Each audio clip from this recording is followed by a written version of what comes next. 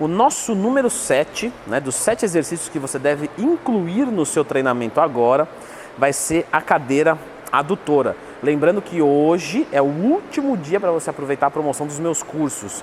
Mais informações aqui nos comentários. Quando você for executar a cadeira adutora, faz uma abertura dela o maior possível e você entra na máquina depois. E aí sim você executa o movimento, porque aí você pega o máximo de amplitude possível. Por que a cadeira adutora é tão legal da gente ter no nosso treinamento? Porque, pelo menos, né, até hoje, é o melhor exercício para o desenvolvimento dos adutores de coxa. O leg press com os pés girados, o agachamento com os pés girados, tudo bem, vai recrutar também. Mas o melhor, pelo menos nos dias de hoje, é a cadeira adutora. Lógico que você pode falar assim, pô, mas tem a adução no cabo. Mas a gente, só de olhar, você já vê que não é um movimento que é tão bom quanto uma cadeira adutora. Portanto, quer desenvolver adutores, inclua no seu treino agora. Número 6, se você quiser ter pico de bíceps, vídeo que eu falei aqui recente no canal, então clica no gostei, se inscreve no canal que a gente está sempre querendo ajudar. A gente vai fazer aqui uma rosca spider, porque a rosca spider, ela trabalha mais a cabeça longa do bíceps, que é o que dá o pico do bíceps. Então você pode pegar aqui um banco, né? Um pouquinho mais do que 45 graus, né? Ou 45 graus ali também funciona bem. Eu vou ajoelhar no banco, tá? Tem gente que gosta de ajoelhar, tem gente que gosta de ficar com as pernas mais abertas. Aí vai do seu gosto, tá? Eu vou ajoelhar. E vamos executar aqui o movimento de bíceps. Obviamente você está vendo, né, os halteres aqui embaixo, então eu também posso fazer com halteres caso eu deseje. Olha só que coisa. E aqui, como eu estou com o meu cotovelo afastado do meu tronco, a cabeça longa ela é mais ativada. E aí eu consigo trabalhar o pico de bíceps, assim como na rosca Scott, que também acontece esse fenômeno. Número 5, o agachamento livre, que é um exercício multiarticular, que vai trabalhar, né, a parte da região lombar, a parte dos glúteos, a parte da coxa. Então aqui eu vou fazer uma revisão rápida, né? Você vai entrar na barra, vai retirar. Uma dica, tá? É que aqui não é o caso, ó, porque eu vou bater nesse lugar aqui. Mas tem alguns aparelhos que não tem essas proteções. E aí a pessoa vai lá para trás, aonde o câmera está. Meu amigo, você tem que ficar aqui, ó. Porque vamos supor que aconteça algum acidente. Estou fazendo um agachamento e aconteceu algum acidente. Para onde essa barra vai cair? Eu não vou jogar a barra para não ser deselegante, ó. Mas a barra vai cair aqui. Então eu estou seguro. Agora, se eu tiro a barra daqui e venho fazer aqui, qual é a minha proteção? Nenhuma. Então faça dentro da gaiola, né, principalmente se ela tem essa trava de segurança.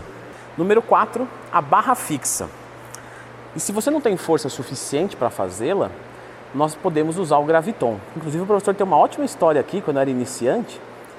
Eu fiquei muito feliz e fui falar para o meu professor. Falei, professor, eu consegui zerar essa máquina. Ele olhou para mim com uma cara assim de, sabe, uma cara de pena. Porque na verdade, quanto mais peso você coloca nesse aparelho, mais esse suporte te empurra para cima. E como o movimento é para cima, quanto mais peso, quer dizer que você é mais fraco, né? E eu zerei a máquina e eu fiquei feliz, mas coisas que acontecem. Então aqui, ó, eu estou colocando ali um peso relevante só para conseguir executar, né? A barra fixa vai trabalhar, se você olhar, antebraço, bíceps, dorsal, trapézio e abdômen também. Então é um exercício assim mega completo. E você colocar no seu treinamento é um ótimo negócio. Nós temos algumas variações de pegada, né? Posso fazer a pronada, posso fazer a supinada, posso fazer a neutra. Vai trabalhar algumas partes diferentes da dorsal, mas a pegada pronada no geral, ela é muito boa porque dá bastante largura para as costas. Se você não consegue fazer a barra fixa, comece num graviton. Número 3, olha com quem que eu tô aqui, ó. Você tá fazendo que exercício? Cara, eu não... Péssimo negócio, fala. Eu nunca sei o nome dessa máquina aí. Você podia até me ajudar. Tá. É uma flexora vertical. Flexora vertical. É. Então, respondendo a sua pergunta, o exercício que eu estou fazendo é uma flexora vertical. Eu e o meu braço já sabemos disso pelo seu suor. Suando, né? Tá certo, tem que estar. Mas é coisa de quem está em off. É coisa de quem treina. Também. Bom, Flexoras, por que a gente deve incluir no nosso treinamento? Porque fazer muitos agachamentos, muitos leg press, não é o suficiente para desenvolver um bom posterior de coxa, né? A gente precisa de algum exercício mais direcionado. O agachamento até ativa o posterior, mas ele não pega grandemente visando hipertrofia muscular. Então a gente tem a flexora vertical, a gente tem a cadeira flexora e a gente tem final de exercício, final de vídeo. E a gente tem a mesa flexora também. Claro que a gente tem os stiffs e tal, mas no geral é legal você ter uma flexora no seu treinamento. O nosso número 2 é o pec deck, ou então o crucifixo na máquina, que é o exercício mais isolador que você tem do peitoral. O pec deck, tá? O crucifixo na máquina você ainda ativa um pouco do bíceps e tal.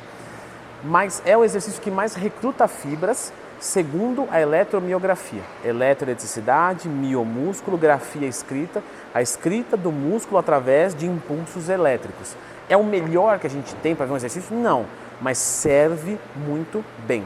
Então, crucifixo ou pec deck é um excelente exercício de peitoral. E por fim, o nosso número 1, que é o gêmeos em pé, que é um exercício que por você manter, né, o seu membro inferior estendido, você foca bastante todas as porções, né? Gastrocnêmico, tríceps e o sóleo.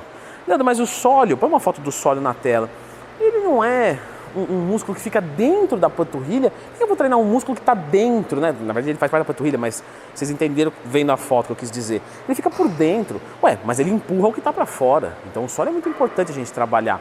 E aqui a gente trabalha tudo.